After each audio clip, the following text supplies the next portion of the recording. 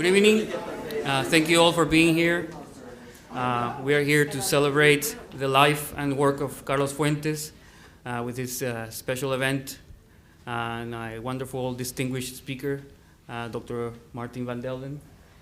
I want to thank the Philosophy Department, the Humanities Texas, which is the local affiliate of the National Endowment of the Humanities, for sponsoring this talk, and also the Whitleaf Collections.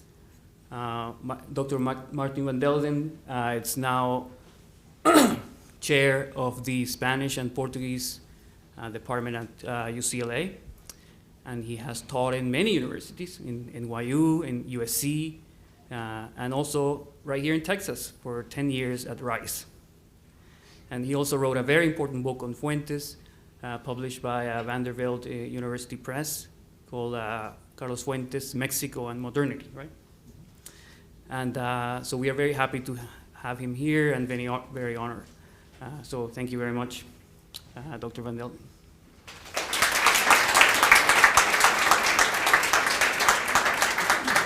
Thank you, Alejandro. For me, it's a pleasure and an honor to be here and to be part of this celebration of the work of Carlos Fuentes. Thank you. This afternoon I presented on Carlos Fuentes' views on the relationship between Mexico and the United States. And this evening I'll be talking about a different aspect of his work, that is Carlos Fuentes as a modernist author. So here I'll be looking more at the literary, aesthetic features of his work.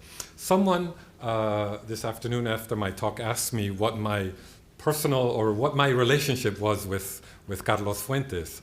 My relationship is, first of all, that of a scholar who studies the work of Fuentes, but I also mentioned this afternoon that I would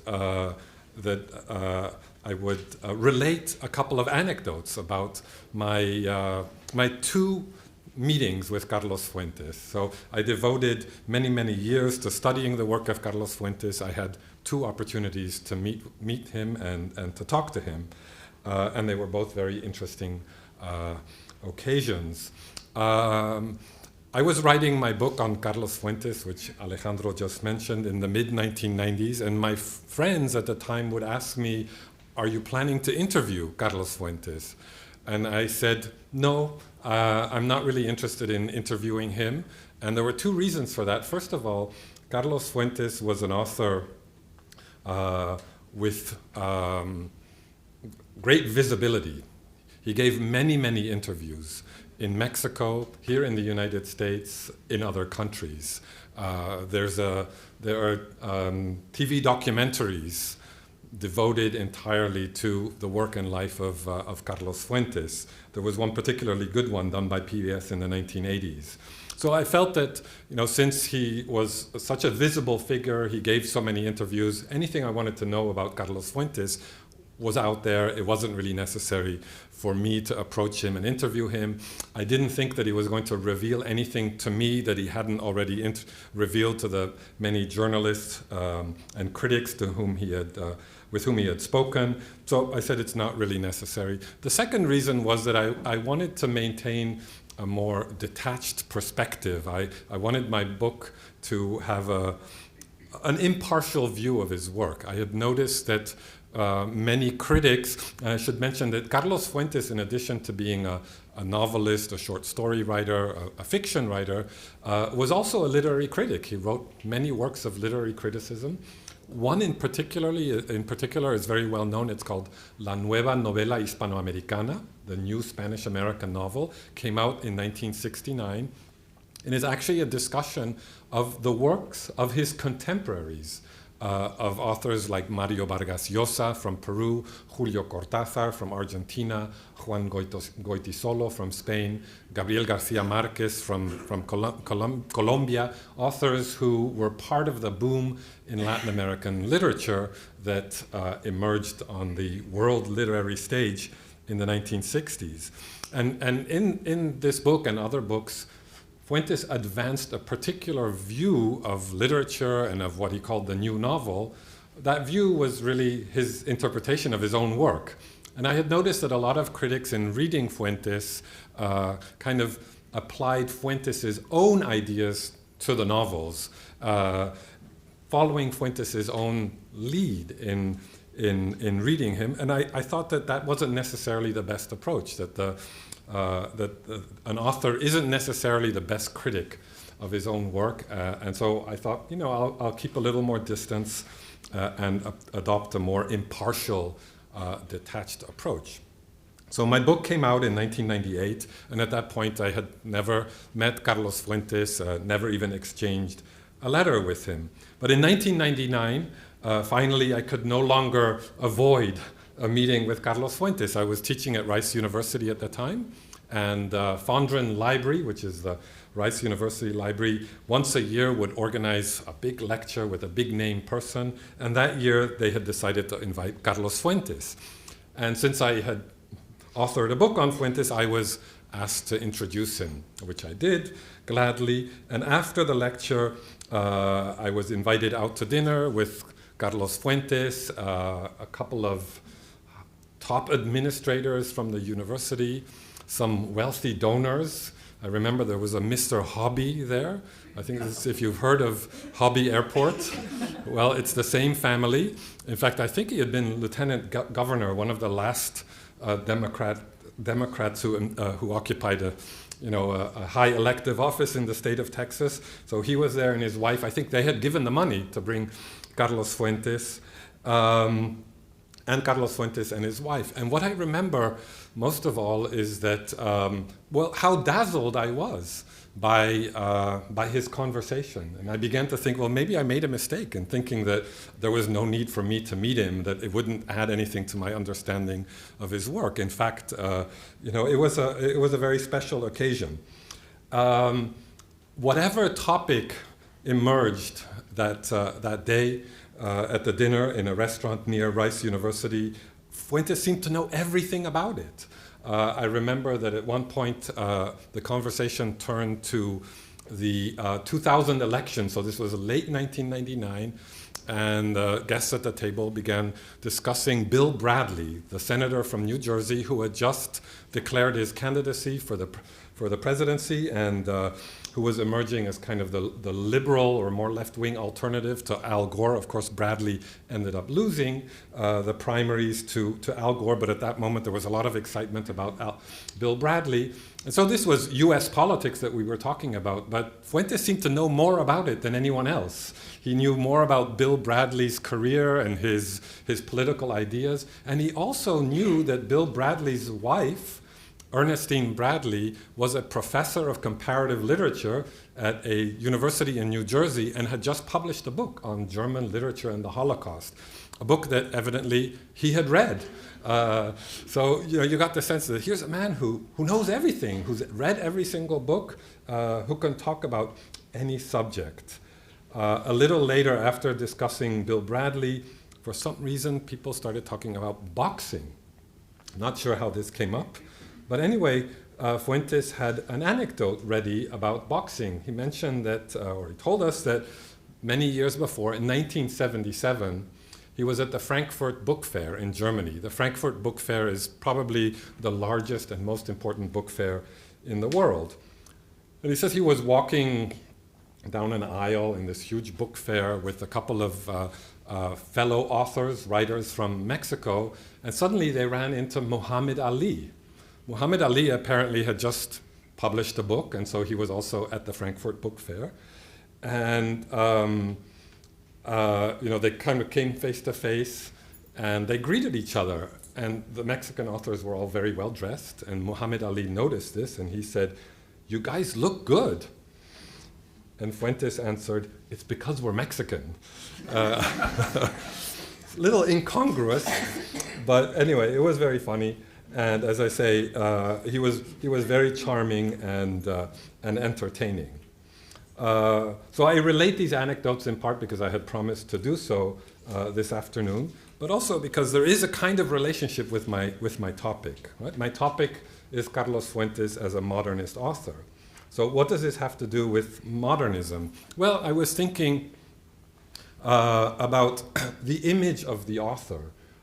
modernist authors, and I'll talk a little bit in a few moments about what modernism was, give you a brief definition of modernism. But to begin with, we can say that that Fuentes' image of this very elegant, cosmopolitan, incredibly articulate and well-connected writer, who moved around on the world stage, doesn't match our image of the modernist author. And modernist authors would be James Joyce, maybe Samuel Beckett, although Samuel Beckett sort of became a postmodernist later on in life. Virginia Woolf, William Faulkner in poetry, T.S. Eliot, Ezra Pound, Wallace Stevens. We tend to think of modernist authors as authors suffering enormously from anxiety and anguish and ennui, the French word for boredom.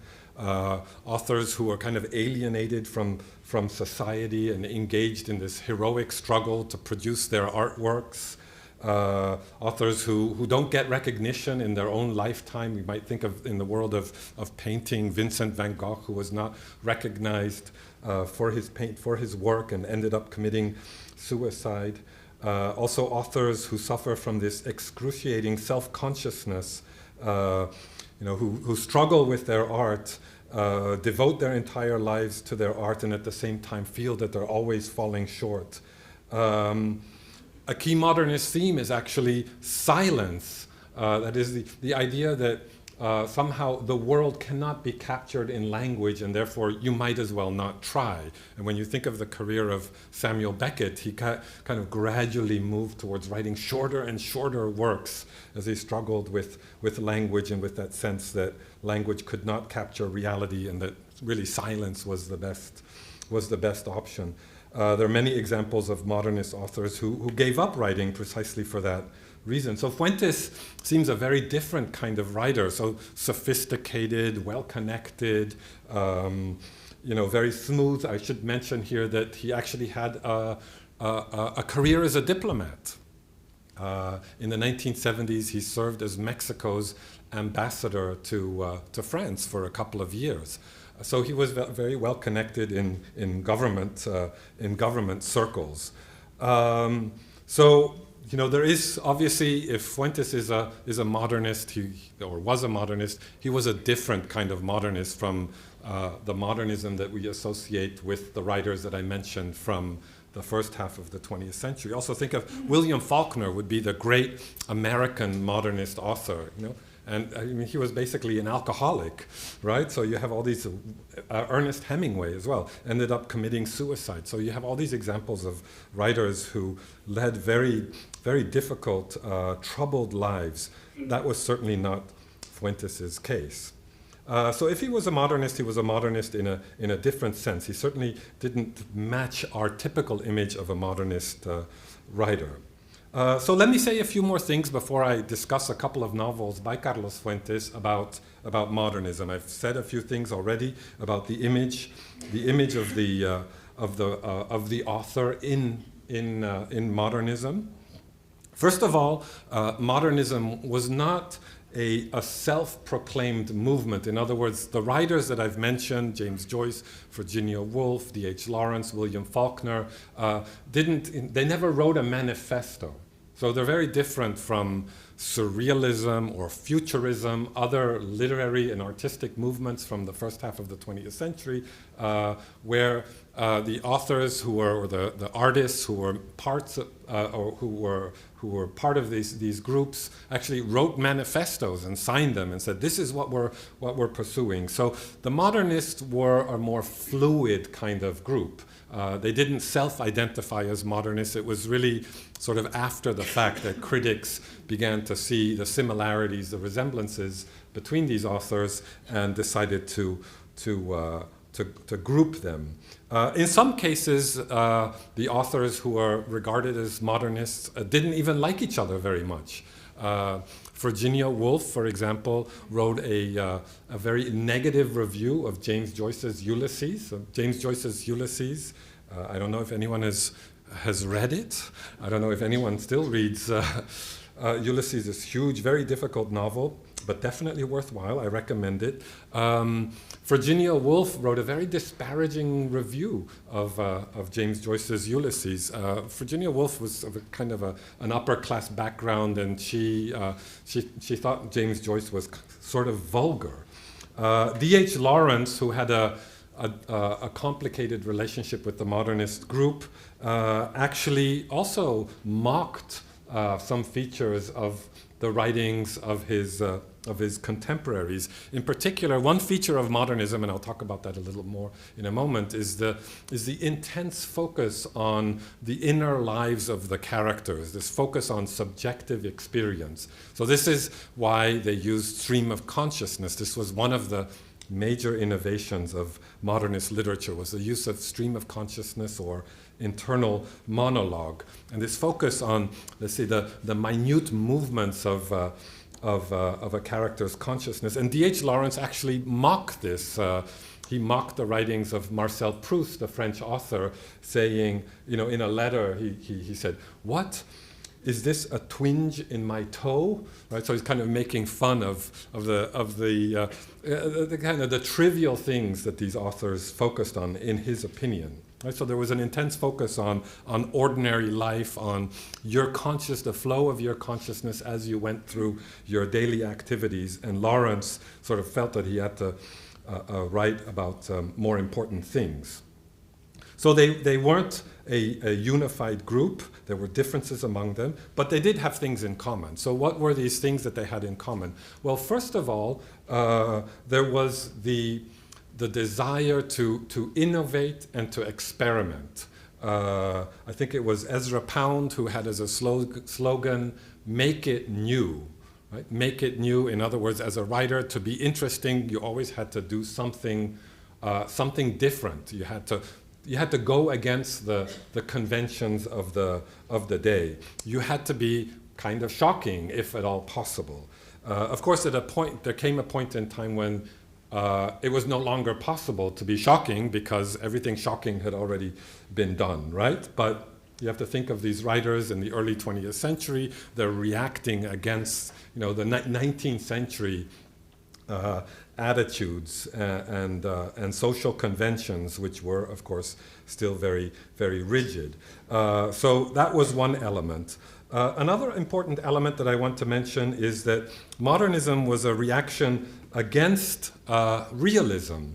And of course, I'm simplifying somewhat, but if in the 19th century the realist novel was the predominant form in narrative in the novel, in works like novels by George Eliot in England or Balzac in France, the modernists reacted against the realists. That doesn't mean that they weren't trying to describe reality. They were being realists in a different way. But while the 19th century realists had a kind of external, objective approach to reality, their narrators tended to be omniscient narrators who described reality in an all-encompassing way and sort of from a distance, and they tried to write novels that were transparent and accessible. The modernists, as I mentioned before, first of all, they were more interested in subjective inner consciousness, so they developed techniques to try to capture subjectivity in a much more intense way than the realists did. So think of Faulkner. If you've read Faulkner, The Sound and the Fury begins with the stream of consciousness of a character named Benji who's mentally retarded. And of course, it's extremely difficult to read. You barely understand what's going on. But Faulkner, what he wanted to achieve was to get closer to the inner life of a character. In particular, they wanted to get closer to the inner lives of characters, whose perception kind of deviated from the norm. So as a result, modernist novels were often very, very difficult. Another feature of modernism that I want to mention, and I'll come back to that in particular when I discuss Fuentes, is the interest in myth. The interest in myth. So what is meant by that? Well, very briefly, let me give you just one author's comment on that topic to give you an idea of the nature of the modernist interest in myth. T.S. Eliot, the American poet and later British poet, in 1922 or thereabouts, wrote a review, again, of James Joyce's Ulysses. James Joyce's Ulysses was really a key work in the modernist movement. Virginia Woolf, we just saw, didn't like Ulysses. T.S. Eliot, on the contrary, thought that Ulysses was sort of a model work, that it provided great insight and interesting artistic ideas for other writers. And what he praised in particular in Ulysses, in James Joyce's novel, was what he called the mythic method. What did he mean by the mythic method?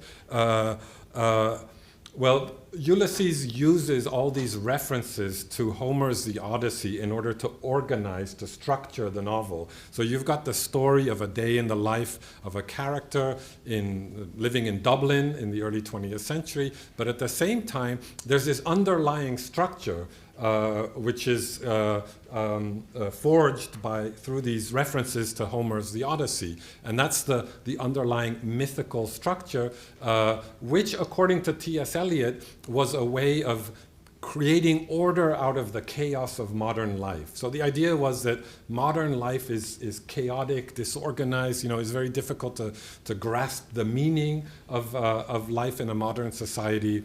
Through this mythical method, as T.S. Eliot put it, an author could kind of impose a kind of order. So that was also an important element in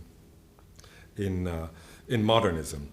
So with those preliminaries then, that sort of brief definition of modernist literature, I'm going to discuss two early novels by Carlos Fuentes. Carlos Fuentes was born in 1928. He passed away just a few months ago in May of 2012 at age 83, had an incredibly lengthy and productive, prolific career, wrote many, many novels, but also essays, political journalism, wrote some plays, was very, very prolific.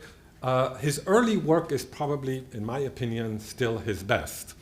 His first novel was called La Región Más Transparente, came out in 1958, was translated into English as Where the Air is Clear. So I'm going to talk about that novel.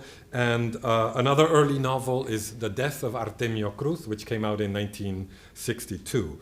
And these two novels are also probably closest in technique and so on to the modernist tradition.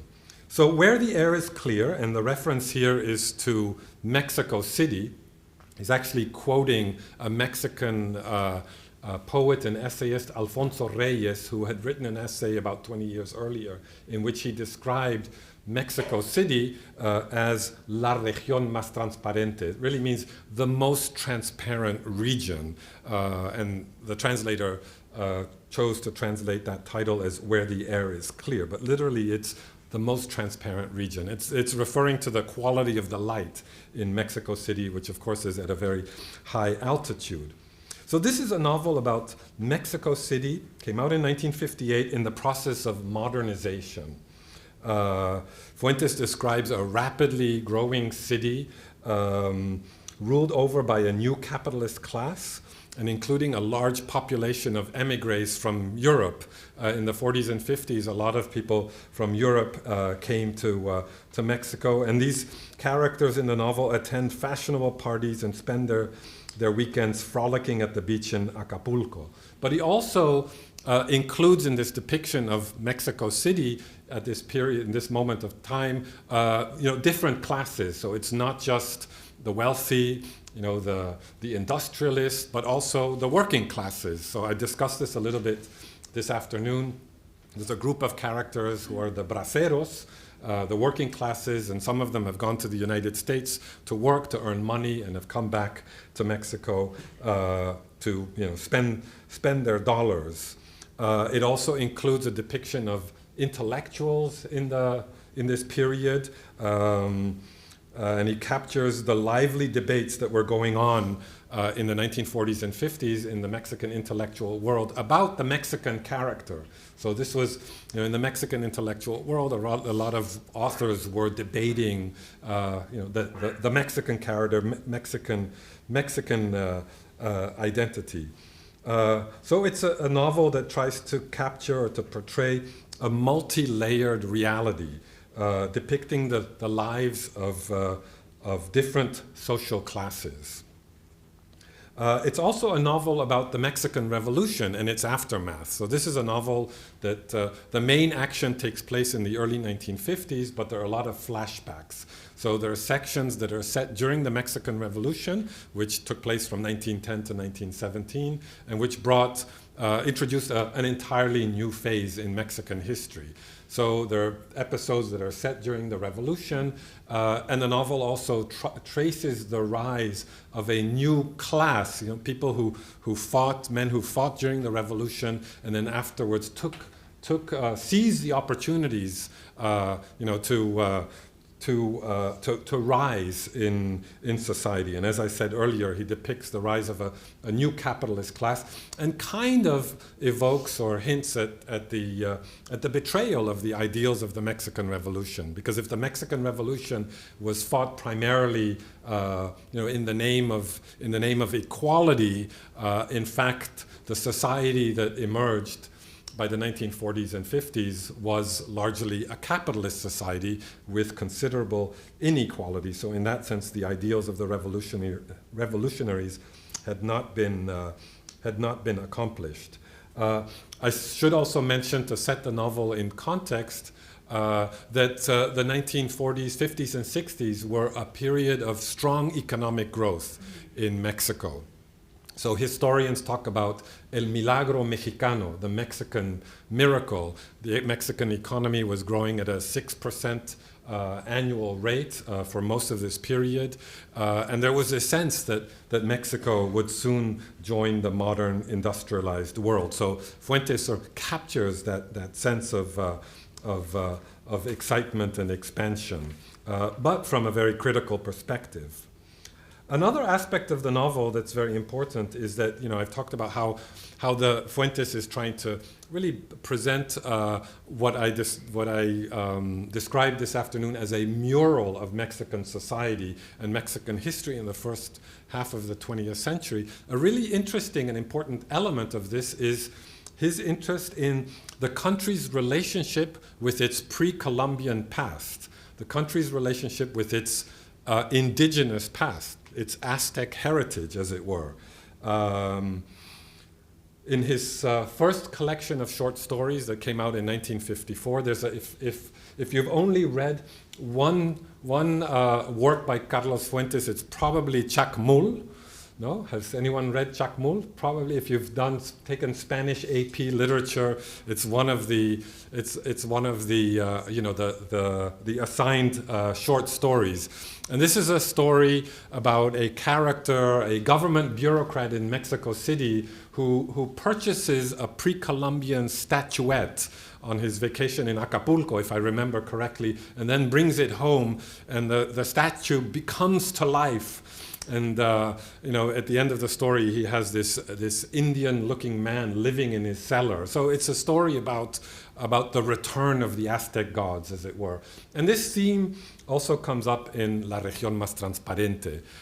In fact, the main plot of the novel, and it's a very complicated novel with many different plot lines, the main plot of the novel concerns the quest by a character named Ixca Cienfuegos, and Cienfuegos means 100 fires. This is clearly an Aztec name. His quest for a human sacrifice. And why is he seeking a human sacrifice? Well, if you know something about Aztec civilization, you will know that this was a civilization that was based on the practice. They had practiced a religion that revolved around human sacrifice and the need for human sacrifices in order to keep the universe going, in order to ensure that the sun would come up every day. So what we see through this character, Ixca Cienfuegos, is kind of a revival of pre-Columbian beliefs and practices. And he's being spurred on by his mother, a woman named Teodula Moctezuma, obviously also a very Aztec name, to provide her with this sacrifice that she feels is necessary in order to regenerate, to revivify a society, a modern society that she thinks is decadent and has lost its spark, as it were. So this is also a central element of the plot. Now, the novel is modernist in the sense that it uses internal monologue or stream of consciousness. The narrative line is very fragmented, kind of jumps back and forth in time, as modernist novelists often do. It's very difficult to read. But in my discussion here, I'm going to focus on this theme of the quest, of Isca's quest for a human sacrifice, and use that as kind of a point of entry into this question of the novel's modernism. The question is, how does Fuentes evaluate? What's his perspective on Isca Cienfuegos' quest? This whole idea of a return to the pre-Columbian past, right, or a return to a primitive past, was a frequent theme in modernist literature or the literature of writers associated with modernism. One example, D.H. Lawrence, the British novelist, wrote a novel, actually lived in Mexico for a while. He left England at one point because he was disenchanted with England, and he thought that he would find a more authentic way of life somewhere outside of Europe. So he went to Asia, he went to Ceylon, which is now Sri Lanka, he went to Australia, he went to New Mexico. He spent a lot of time in New Mexico, in Taos, and he ended up in Mexico. And there he wrote a book called The Plumed Serpent. And The Plumed Serpent is a novel about the revival of the cult of Quetzalcoatl, one of the ancient Aztec gods. And Lawrence was really promoting this idea that Western modern society was decadent, and that it was necessary to find some way of establishing a connection with the past, and that in Mexico that there was this opportunity. And Fuentes had read D.H. Lawrence. In some regards, Fuentes' novel, La Región Más Transparente, is in that tradition, that primitive tradition of seeking alternatives to Western civilization, alternatives to the rationalist way of life that predominates in the West. The interesting thing about Fuentes' approach to this quest is that it's not clear, unlike Lawrence, who clearly promotes this idea that we need to go back and revive these ancient energies that we've lost contact with. In Fuentes, it's not entirely clear whether he applauds this or deplores it. Isca,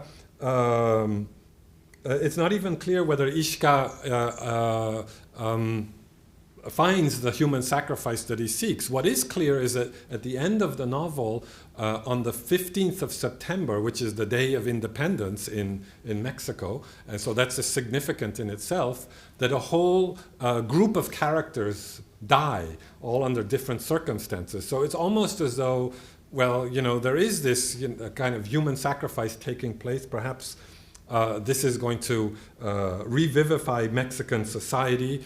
But the way in which Fuentes tells this story makes it unclear whether all of these deaths that take place at the end of the novel are actually part of some mythical pattern, right? That there's an underlying order here that puts Mexican society back in touch with its ancient Aztec heritage, or whether the deaths are just random events that are unconnected to each other and that have no meaning.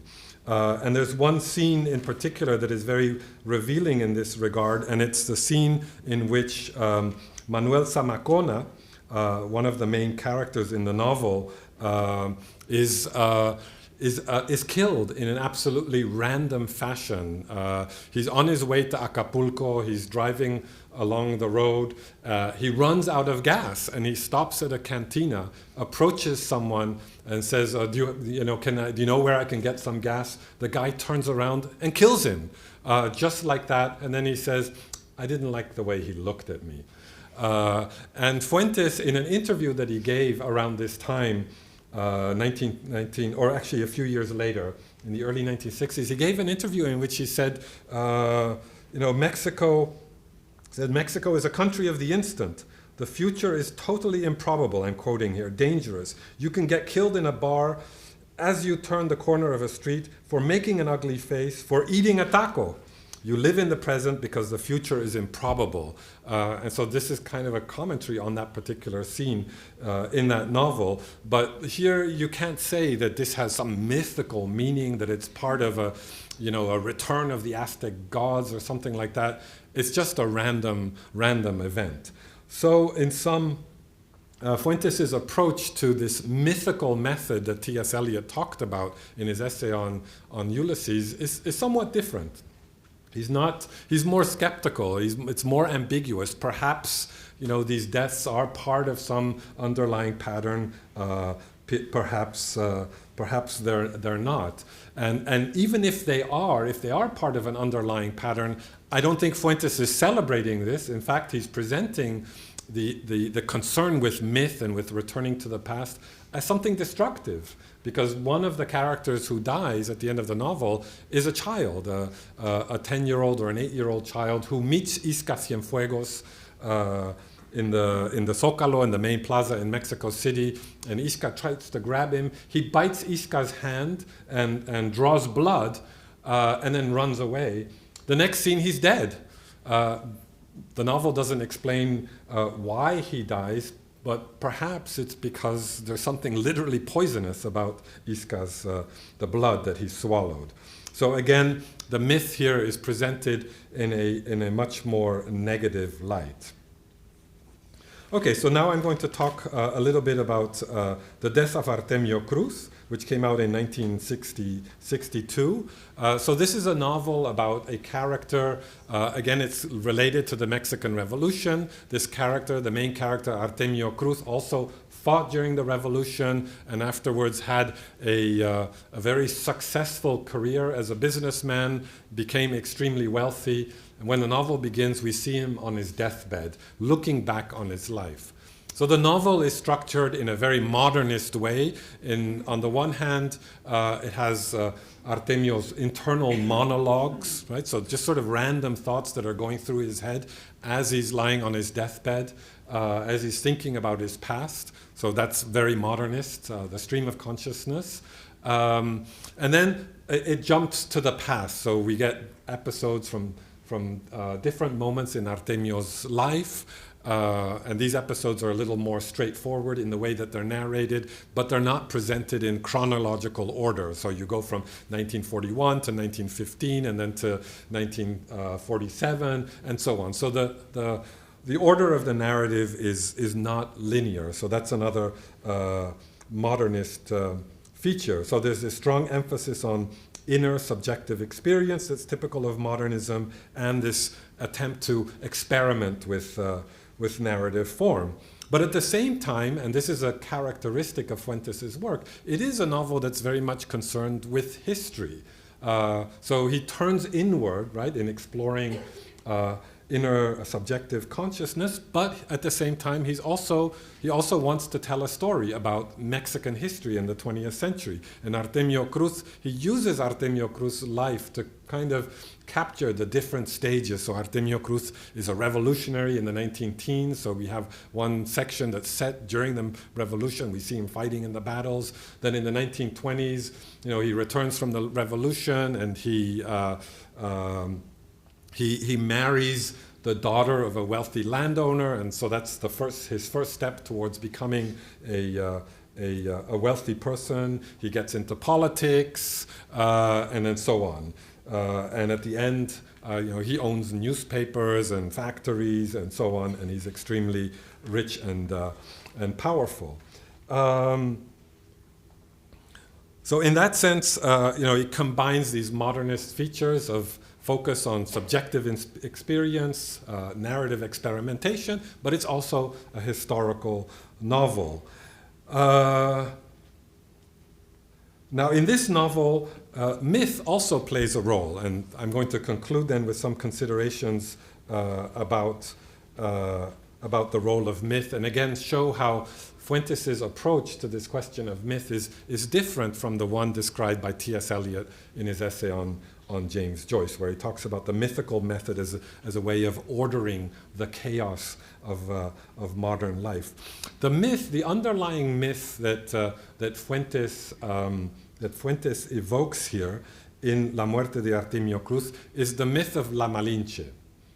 You may have heard the story of La Malinche. La Malinche was an indigenous woman who became Hernán Cortés's interpreter during the Mexican conquest. So there's not that much known about her life. The record is kind of spotty, but from what people have been able to piece together from chronicles by Bernal Díaz del Castillo, for example, who participated in the conquest and wrote a long book about his experiences, and he has a section where he talks about La Malinche. So from what we've been able to piece together from that source and some other sources, it appears that she was born into an Aztec family, but that she was subsequently, for reasons that aren't entirely clear, sold into slavery to the Mayas when the Spaniards under Hernán Cortés's leadership arrived in the area of Tabasco and confronted the Tabascans, who were part of the Maya culture. When they defeated them, the Tabascans gave Hernán Cortés 20 women as a gift, as a kind of a peacemaking gesture. One of these women was Malintzin, who came to be known as La Malinche, was also called Doña Marina. And she proved to be an extremely intelligent woman. She learned Spanish very, very fast.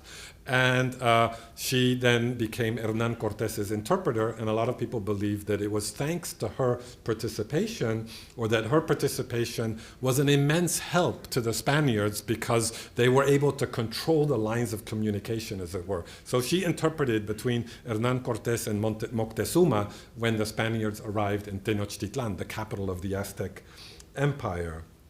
But so that's her historical role. How does she enter the realm of myth? Well, to understand that, we have to turn to a book that I also mentioned this afternoon called The Labyrinth of Solitude by Octavio Paz.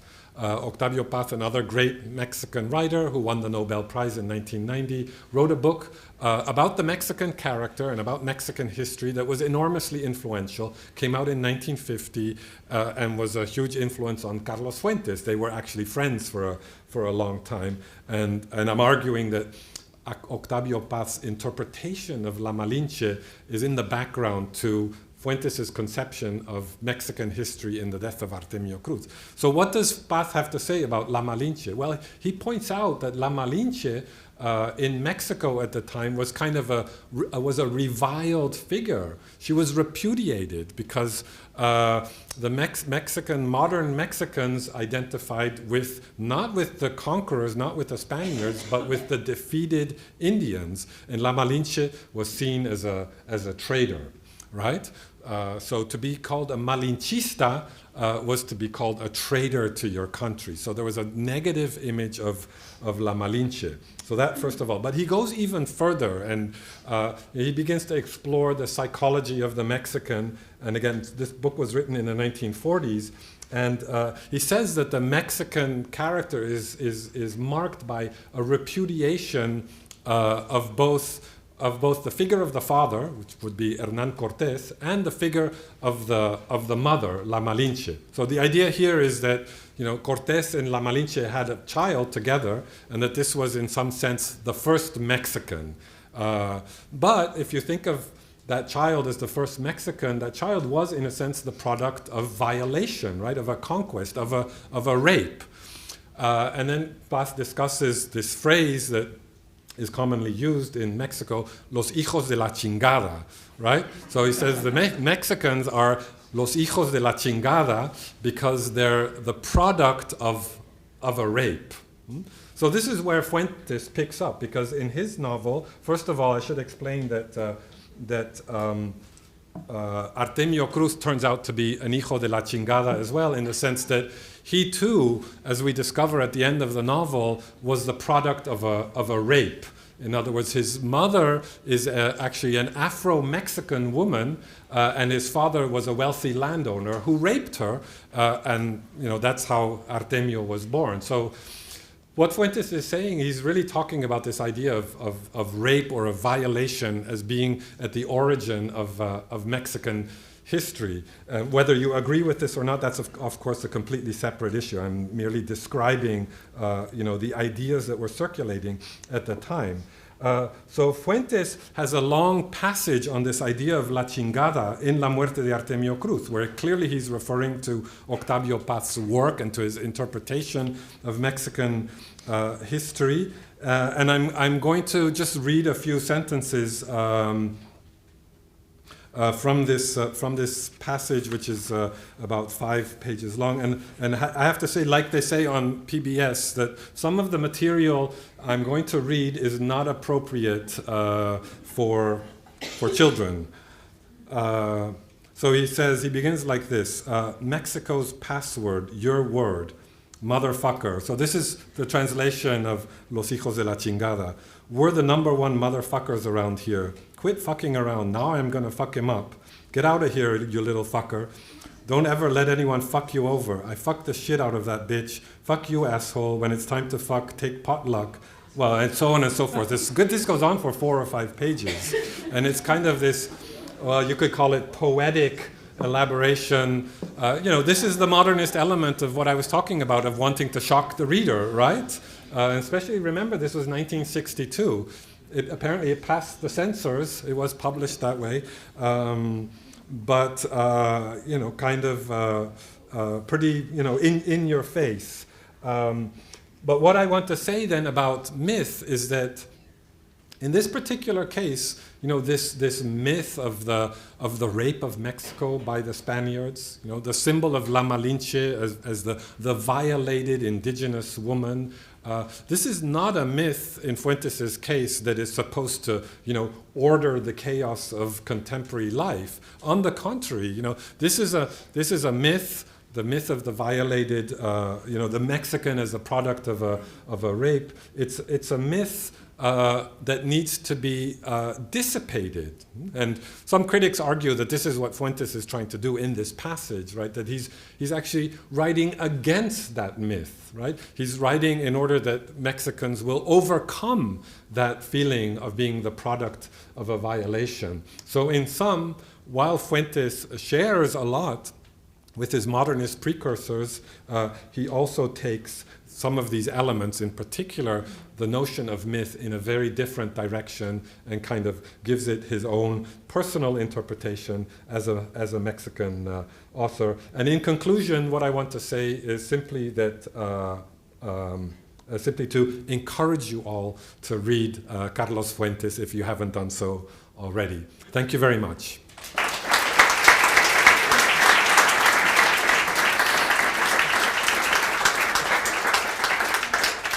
So we have time for questions if you want to.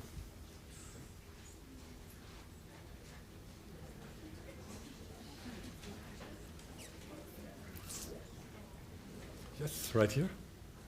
Yeah, I have a question.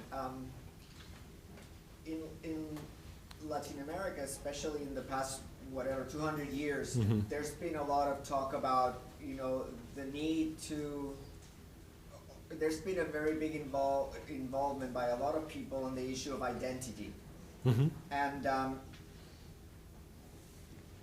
can you try to compare the way Fuentes seems to approach the issue of identity by using myth with the way that the writers that belong to, the Latin American boom that is connected to, magical realism did it? Because it seems that in the case of people like Asturias or Carpentier or Garcia Marquez, they're also in a way interested in the mythical world, at least in the sense of the collective unconscious, but it appears to me that they're doing something very different with that and through that. Yeah, well, first of all, thank you for the question. It's a very interesting question. Let me just explain for the audience that might not be as familiar with Latin American literary history. Carlos Fuentes was a member of what came to be known as the Latin American literary boom, and you can tell from the term that it doesn't refer to, the aesthetic features of the work. It refers primarily to the fact that these Latin American authors who emerged in the 50s and 60s obtained huge success in the international literary world. So other writers who were parts of members of that group were Gabriel Garcia Marquez, Julio Cortázar, Vargas Llosa. Fuentes would be the main ones, and then there were some who kind of were precursors, who led the way, like Alejo Carpentier from Cuba and Miguel Ángel Asturias from Guatemala. So an important thing to note about the boom is that even though they were part of this flourishing of Latin American literature, they may have had certain things in common. They were also very, very different. So some critics will say, well, the boom was characterized by magical realism. Well, that's actually not entirely true, because Garcia Marquez was a magical realist, but Julio Cortázar wasn't, right? So they came from different parts of the continent and had very different approaches to writing. Now, with regard to the question of myth, I think probably Miguel Ángel Asturias, of the ones that you mentioned, was the author who was most, let's say, impregnated or immersed in the whole question of myth and mythical thinking. So, Hombres de Maíz, Men of Maize, is really an attempt to recapture the Maya way of thinking, right? And I think that I would say that Asturias is very different from Fuentes, because in Asturias you get a celebration of Maya culture and a defense of Maya culture against the depredations of modernity. So that would be one point. Now, with Alejo Carpentier was very interested in this idea of a return to the source, which I suppose you could also associate with mythical thinking, right? And he talked about, not about magical realism, but lo real maravilloso, the marvelous real, which is something that he discovered on a journey to Haiti. And he said, in countries like Haiti and Cuba, people really believe in the power of the irrational, right? They have a faith in myth, in the irrational, that has been lost in the more advanced, industrialized societies. But he didn't, one difference would be that in Cuba, the indigenous culture had been completely destroyed, right? So it's no longer a real presence. So he had to go to Haiti, or Los Pasos Perdidos, it's about a journey to the interior of Venezuela.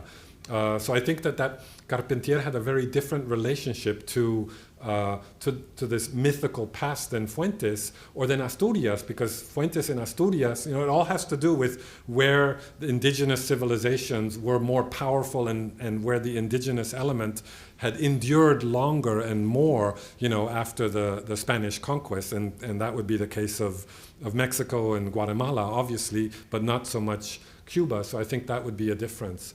And in the case of Garcia Marquez, what strikes me there is that a lot of the mythical elements that he introduces in his work are actually, ancient Greek myths.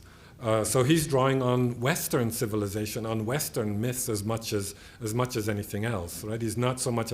There are references to indigenous cultures in Colombia in 100 Years of Solitude, but it's not as strong a presence as it is in Hombres de Maíz in Asturias. So I think it depends, on what country the author is from, and the particular, the nature of the indigenous heritage in that particular country, how individual authors dealt with that issue. But clearly, what all of them shared, and what they also shared with with the modernists in other parts of the world, is a kind of I would say, a skepticism about modernity, right? So this kind of paradoxical, they're modernists, but they're criticizing modern societies which they felt were too rationalized, too bureaucratized, too routinized. They all were interested in finding alternatives to Western modernity, and they did it in different ways. Mm-hmm. Yes? So, would you say that, for example, Octavio Paz in El laberinto de la soledad is trying to define Mexican identity, and what Carlos Fuentes is trying to do in La muerte de la cruz is kind of criticize that attitude of hay que chingar antes de que te chinguen? Would you say he's kind of criticizing that whole idea of that Paz describes in Soledad, El laberinto de la soledad? Yeah, well, I would say that Paz is actually criticizing that idea as well.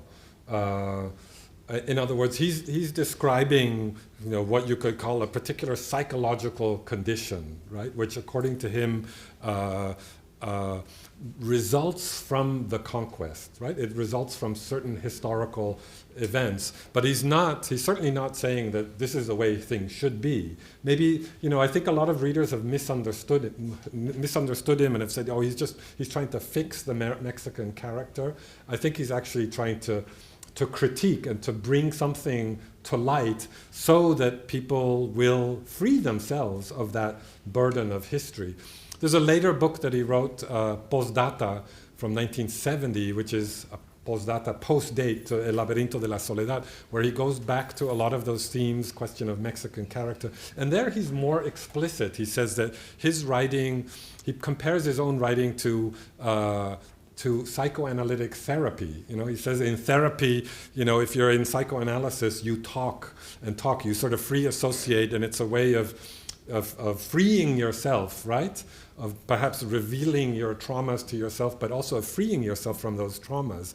And he says that his writing serves that same purpose. And I would say that Carlos Fuentes is doing something like that in La Muerte de Artemio Cruz, in that passage where he's playing with all these different versions of the expression chingar or la chingada, that he's kind of he's exploding it, and I would say criticizing it, bringing it to light in the hope that people will free themselves of that complex, as it were. But it's complicated because you could also say that he's, some people might say he's perpetuating the myth by telling the story of this character who, is the product of a violation, and sort of suggesting that this is the Mexican pattern or something like that. So I think it's complicated. Maybe he's perpetuating the myth, maybe he's criticizing the myth. It's kind of open to interpretation.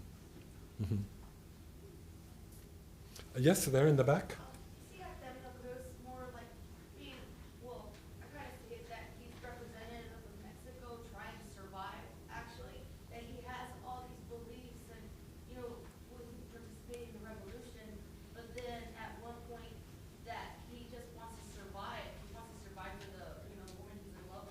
Mm-hmm. Not necessarily go out and fight, Mm-hmm. and then everything that he does after that, after that is just, even though he turns his back and he does betray everything that he, once, stood for. Mm-hmm. That it's Mexico trying to survive. So I guess not. Yeah, I mean, it's true. He's trying to survive, but he's doing a lot more than just surviving. I mean, mere survival would mean, well, you don't get killed during the revolution, and you don't get crushed by the new economic system that emerges after the revolution in the 1920s and 30s. In fact, he does a lot more than just survive. He flourishes, he prospers. He always manages to get on the right side. So he makes an alliance with this powerful political figure who helps him. I don't remember.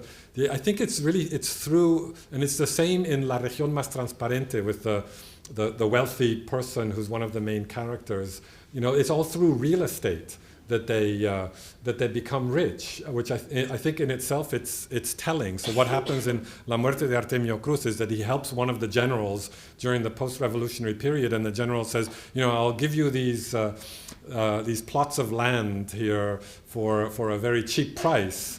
And because Mexico City is expanding, he manages to sell them for a huge profit later on, and that's the basis of his fortune. If I am remembering correctly, and I think in the case of La Región Más Transparente, there's a character called Federico Robles, and it's a similar trajectory. And I think it's telling because, in Federico Robles in La Región Más Transparente, he boasts. I was actually reminded of the recent election because he says, we're the ones who built the post-revolutionary Mexico. And he's saying, I'm a maker, right? And you guys are takers. I'm a maker.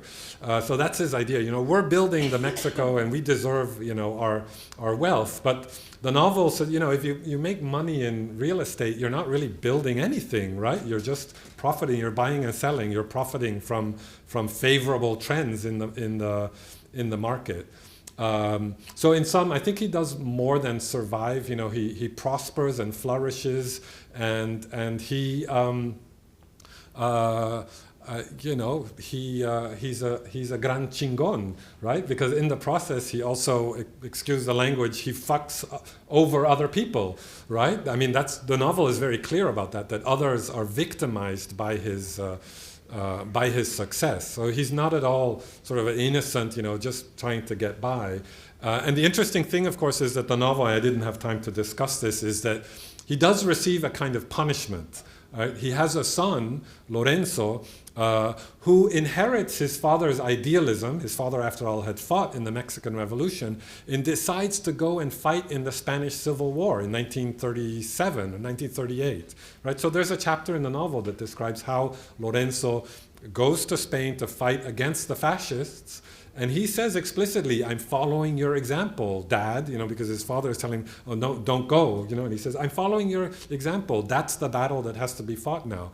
And the son is killed in the Spanish Civil War. And this is a source of great suffering for Artemio, and it's kind of his punishment for having betrayed his own ideals. Artemio is a kind of I see him as a reverse Christ figure. And what I mean by that is that, and the reference is clear, the cruz is cross, right? So I think the Christian reference is clear. He's a reverse Christ figure because while Christ sacrificed himself for humanity, in Artemio Cruz, it's all the other people who sacrifice themselves for Artemio. In every chapter, someone dies, someone who is close to Artemio.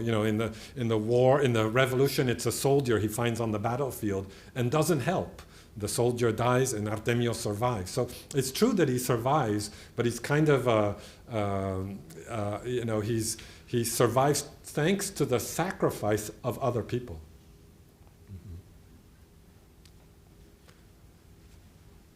Any more questions? Yes? Would it be right to say that we could connect Daniel Cruz and him being this chingon? Mm-hmm. He's prospering on his own path, doing what he has to do. Mm-hmm. Can we not relate that back to La Malinche? Like, she's doing what she has to do. I know that you Mm-hmm. have some research on it, I think discussing something by Cartoonin or Mm-hmm. something of the sort, where she kind of did what she had to do to Mm-hmm. get what she had to get done. I mean, can we connect that to Daniel Cruz in any way, or not really? Well, it's an interesting question. I would say first of all, I would say it's different because you're comparing a historical figure with a literary character. So I would say, with regard to La Malinche, yes, there's been a lot of recent research which is extremely informative and helpful and has changed our perception of La Malinche. And so I basically was discussing Octavio Paz's analysis of that figure.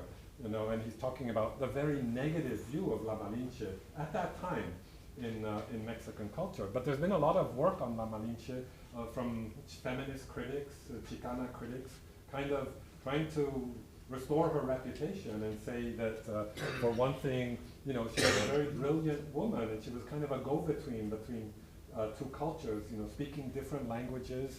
And as you mentioned, Frances Cartoonin, an anthropologist who I think taught at UT, has a great book with a chapter on La Malinche where she says that, La Malinche, you have to think, when people say, oh, she betrayed her culture, well, you have to try to imagine what her life was like in that particular situation. She had been abandoned by her parents. She was given away, as a gift by the Mayas who she was living with. So, was she going to be loyal to those cultures that had mistreated her? What she did was she saw an opportunity, right? She allied with the Spaniards because that was the way in which she could survive. I think the word survivor really is appropriate in a time of tremendous upheaval, right? So there's huge changes taking place with the invasion of these foreigners. The Aztec Empire collapses, and yes, she was trying to find a way in this, with all her extraordinary talents, in this new world that was emerging. Now, in the case of Artemio Cruz, so I would say, that new information makes us more sympathetic towards her, makes us understand the life that she lived. In the case of Artemio, yeah, I suppose you could say, Fuentes doesn't portray him in an entirely negative light. And I suppose you could say, well, he comes from a poor background and he's just trying to make his way in life in the new society that's emerging after the revolution. It makes us feel empathetic towards him, but the novel still has an element. It doesn't take away the element of condemnation, right? That he's a chingon and he's not exactly an example for how Fuentes thinks people should behave.